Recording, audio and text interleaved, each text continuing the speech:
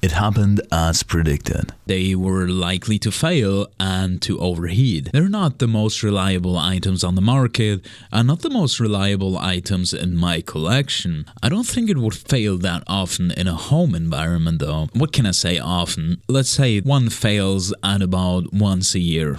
So it's fine. I told you once a year one of them will break. And it happened in the middle of a gig and of course at the biggest venue this year. So let's open it up and see what broke.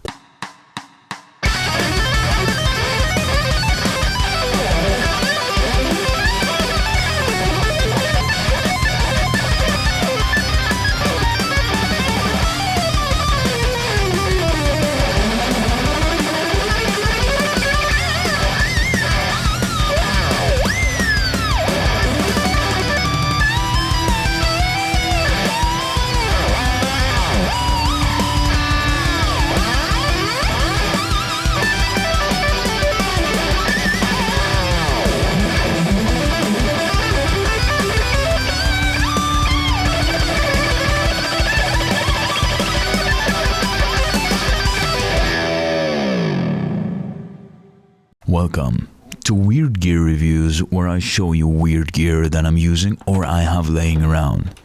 As you can see, this is more of a follow-up to the first Lee Jackson video. It's not the first time that something broke in the Lee Jackson live. So let's see if we can fix it. I think the main problem this thing has is heat resistance. And well, it's over 30 years old. Which 30-year-old doesn't have some days where you just want to skip it because something cracks or hurts? So the story goes like this. It's pretty much in the middle of the concert and we played about 4.5 hours. So around that 2-hour mark we played a song. I played a solo and everything was fine.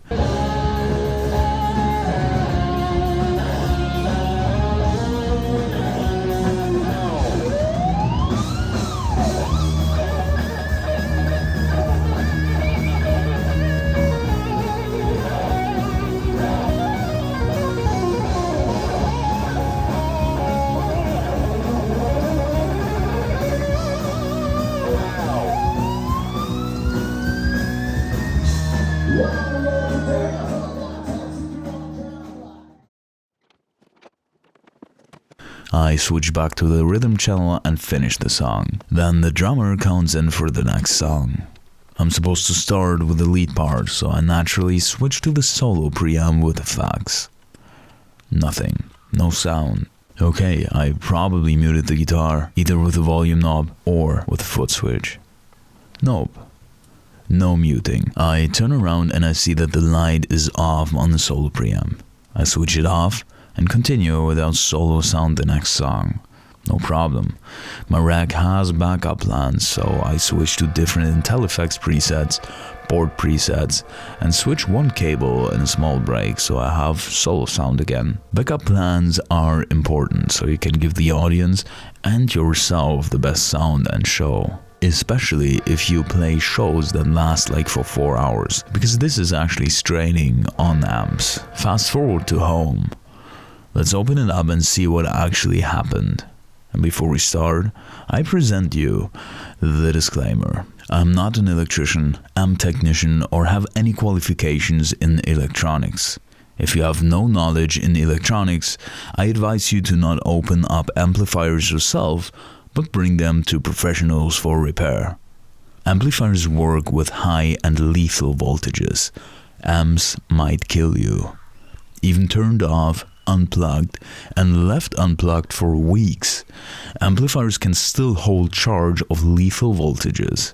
But then again, I'm not your fucking mom and I will not raid your house if you don't follow my advice. Just be safe. But let's start now. First, I need to take it out of the rack, then we throw it on the bench and then let's plug it in and check if it even turns on. No. So first up, if there is no light, check the fuse. If the fuse blew, there's probably something wrong that a new fuse probably cannot fix. So you could try another fuse. If it blows, you absolutely know that somewhere is a short, but it costs you a fuse. Let's open it up. Note, Before working on an amp, make sure the caps are discharged.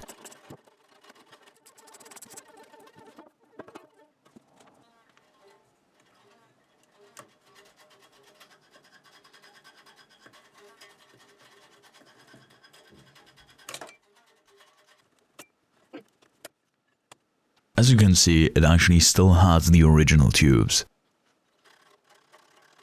Let's take an equivalent fuse and put it in.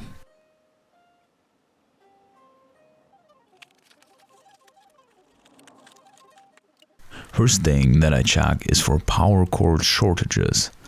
It's the first in line and that may or may not blow fuses. It's a quick test so you can do that easily. Let's grab some new tubes and swap them out. Maybe it's a shorted tube. It's something that people usually do first to check a tube amp problem. I show this to you in an expensive way now. Plug them in and turn them on to show you something. Did you miss it? Let's slow it down.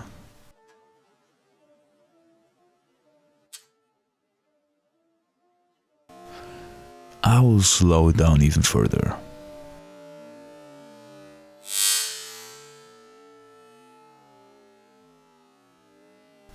So what you see here is actually the arc of the fuse breaking. So now we know it's not the tubes. You can also check that by unplugging the tubes and turn it on. If it breaks the fuse, you still have a short and it's not connected to the tubes. So there you know it's not the tubes. I will take it apart now because I know we have a bigger problem than just tubes.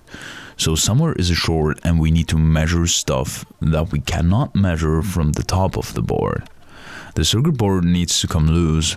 Remember to make sure that the caps are drained, otherwise you will fucking kill yourself, depending where you touch, but yeah.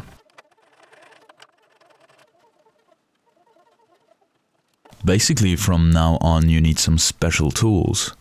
You need to use a light bulb limiter to be able to power up the amp, measure and check while it's powered. Know that you can kill yourself doing stuff like that. I built a light bulb limiter inside an old breaker box, but there are countless of other ways doing that. Just Google it, and you will find instructions how to build one. Basically, it's two sockets in serial wiring, and in front there is a light bulb, preferably 100 watts, to limit the current flow, so you're able to power up the amp safely without breaking a fuse. I do not recommend putting bigger fuses. This might break more inside your amps, and there's also risk of fire and arcs. Do not bridge the fuse sockets in any way. This is dangerous. So if the amp draws too much current or has a short, the light bulb will glow bright. If everything is alright, it should not glow at all or very dimmed.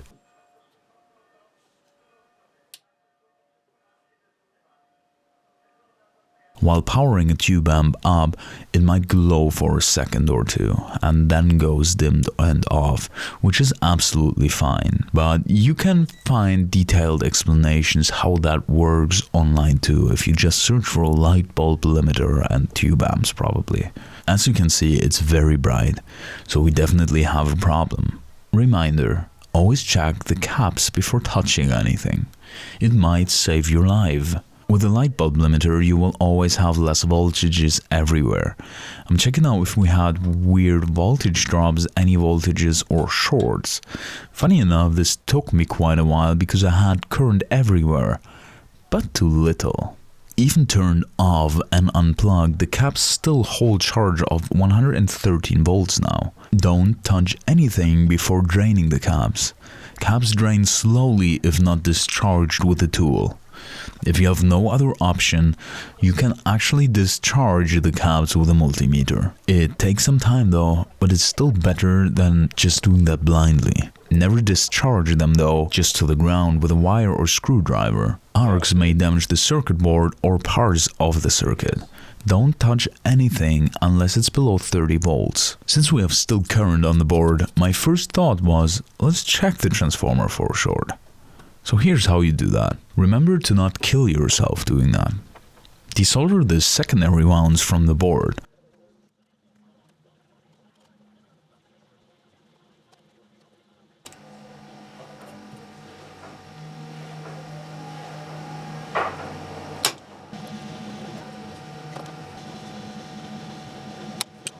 Plug the transformer to the light bulb limiter.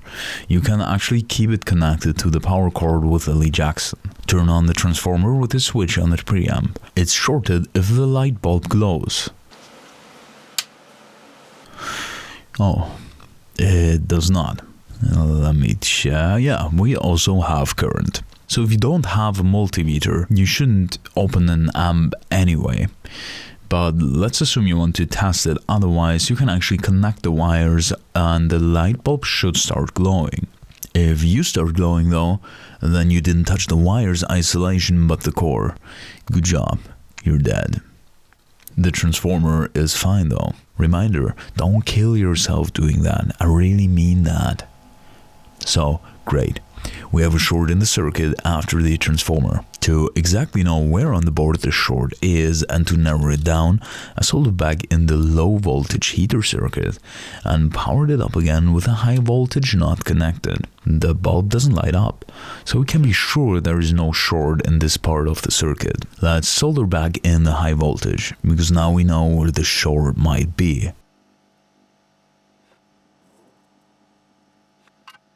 It's not the transformer, it's not the heater circuit, so next stop is probably the caps. Let's solder them out and test them. I just checked them for voltage again to not kill myself, then discharge completely the low voltage with pliers. All of them passed the resistance test and hold the charge with a 9-volt battery. So we actually don't have any problem with the caps. Let's step back a bit. And let's go to the rectifier, which sits directly between the caps and the transformer. A rectifier is basically an AC to DC converter using for diodes. I desoldered the diodes and tested them. And we found the problem. One diode open shorted. After testing all 4 diodes, 3 were fine with a voltage drop of 0.56 volts, and 1 was open in both directions with voltage drops of 0.032 volts. A diode is not supposed to be open in 2 directions. A diode is more like a valve, which opens in one direction and closes in the other one. So let's grab some new diodes and solder them in. Even though only one diode died, I recommend to renew all diodes in the rectifier circuit. They literally cost almost nothing, and it's better to be just safe than sorry later again because the next diode died. Usually, not only one diode dies, but multiple in a rectifier circuit, because in easy terms, the other ones get more strain now from the voltage. Probably the fuse was fast enough though to save the other diodes from collapsing. Anyway, they were most likely damaged too. Even though I didn't touch the amp after leaving it there, I check again the caps, because dying is not that fun. Just remember, while soldering diodes, just put them in the correct way.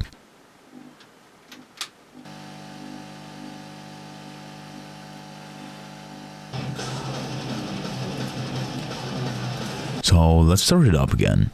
Since we don't know yet if that was the only short, it's advisable to still use the light bulb limiter to keep the amp safe. But as you can see, the amp turns on and the light bulb doesn't light. Let's clean the preamp and put it back together. Remember that nobody wants to find your fried body on the ground, so drain the fucking caps. And this would be the repair for this preamp. But I won't stop here now. I know that it works, I tried it already as it is here, but I want to be sure. The capacitors are old and they age with time. We can debate now if those old caps are the reason why old amps sound so good, but I want to be sure and I will renew the caps now. They only cost a couple bucks, and since I have it open already, it's always a good idea to swap them out, since most in good branded cabs only have a life expectancy of about 10,000 hours at certain degrees. I couldn't find the caps that were originally used, but I got equivalent ones that are size-wise a bit smaller or bigger now, but they have the same properties, except that they're more resistant to heat and have more working hours. I also changed the bias cap just to be sure. I play those amps live a lot, and it's always a hassle if again something breaks. Better safe than sorry. I would advise that for you too. If you think it changes the sound drastically, keep the old cabs and you can still go back to the old cabs.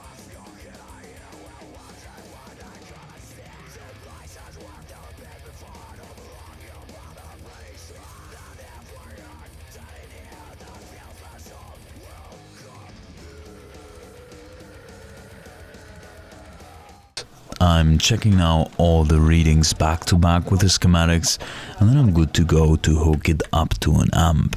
I will put the preamp into the effects loop of my Blackstar Series wont 200, and well, it worked for 10 minutes. Then I got weird noises, and I thought I captured it on cam when it broke, but unfortunately I put the camera on a bit later.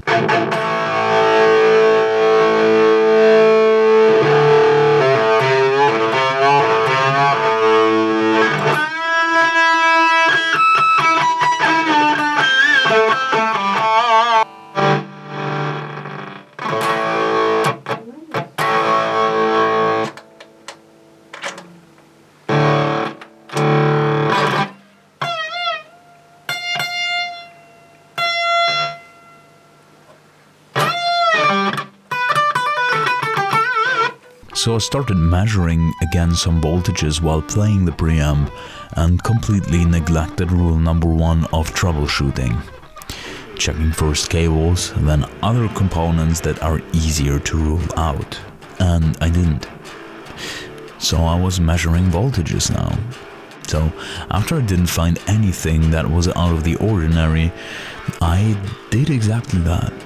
I put the preamp into the input instead of the effects loop of the Blackstar, switched cables and the guitar, and guess what? The effects was faulty in the Blackstar. So, well, maybe next project to fix. But back in the effects loop and it does the same noises.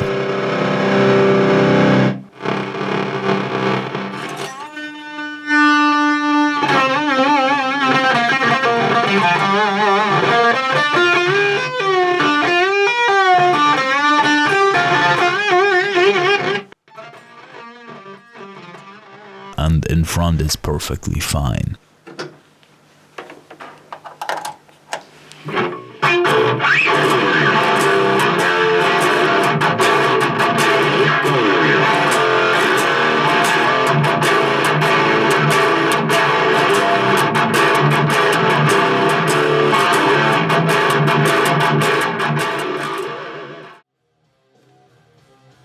So now the only thing that is left to do is put everything back together and hot glue everything that was hot glued to fixate it.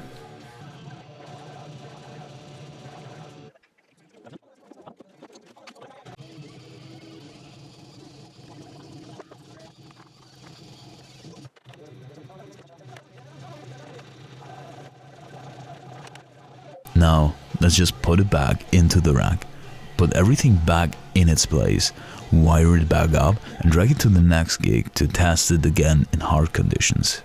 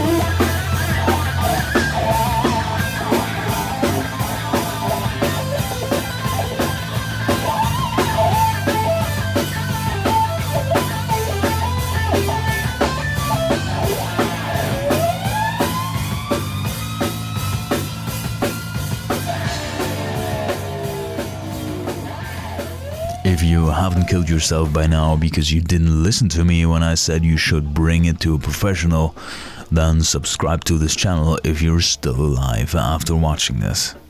Take care, and I'll see you in a few days.